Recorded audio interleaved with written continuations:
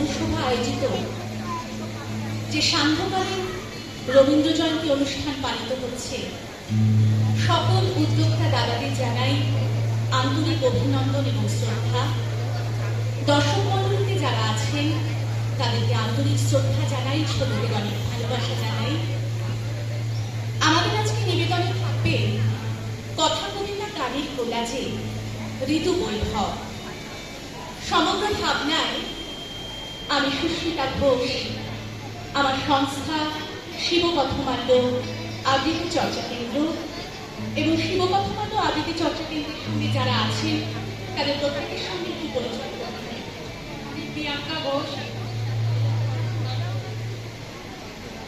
সুভাষ ভট্টাচার্য, নীলাঞ্জনা ঘোষ, সঙ্গীত রয়েছে রাতুল শিষ্যরা,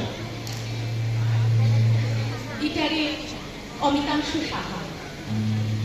কবিগুরুর প্রতি শ্রদ্ধা জানিয়ে, তার চরণে প্রণাম জানিয়ে শুরু করছি কবিতা কোলাজ ঋতু বৈভব।